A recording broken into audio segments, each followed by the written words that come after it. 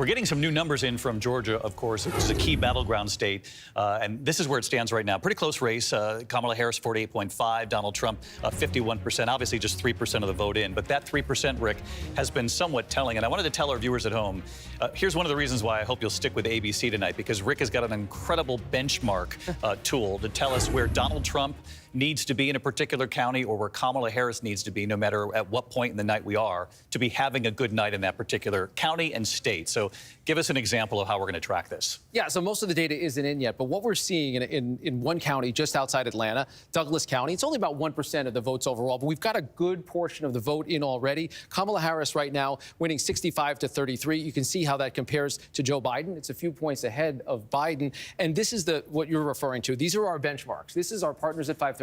They ran the numbers for every county in America and calculated what would it take for each candidate to perform in a county in a way that they would be able to win the state. That benchmark says she needs to be getting around 61-62% in Douglas County. She's up there at 66%. Similar story just east of Atlanta in Rockdale County. Again, a small county. We're not talking about a lot of votes, but she's running 6 points ahead of that 538 benchmark. And once again, 6 points ahead of where Joe Biden ran. This is mostly early vote. That's about the kind of turnout that we're expecting in terms of early vote. And of course, lots of the states still to go, but Atlanta and the suburbs, that's the voting engine of the state of Georgia for any Democrat. And you just mentioned this, but let's drill down. What kind of vote are we looking at so far? This is the early vote before even today? Yeah, so this is in Georgia, 75%, about 3/4 of the vote is estimated to be before Election Day. And we talked about the record in-person early vote, and among those voters, we're seeing Trump actually with a slight edge, powered by the rural counties that so far have come in.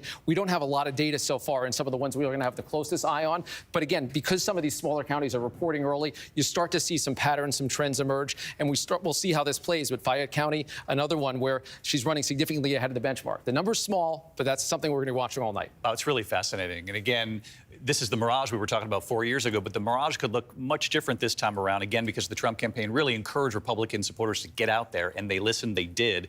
It's been quite impressive, the numbers they were able to put up in the early vote, but then you've got to wait to see day of, and you're going to be trained really on the Atlanta metro area as well to see if the Harris campaign was at all successful today in trying to get their numbers up. That's exactly right. That is where she needs to win this race. It's where any Democrat would, and it's a pattern across the country. Urban areas have gotten bluer in the age of Donald Trump, and rural areas have gotten redder. So he is going to be looking to places well outside of there, smaller counties, but places where he is going to be winning 2-1, sometimes even more, 3-1. This is a 50 points, 50, 40 points, 80 points right now, very early in this county. Go back to Brantley real quick right there, and just let's see the benchmark for him. Where does he need to be? Does he need to be at 90%? He sure does. This is a very small county, but this is the kind of place where he has to absolutely clean up. So far, he is. And he's performing as well. 3% in, 4% in now. We got a ways to go there in the state of Georgia.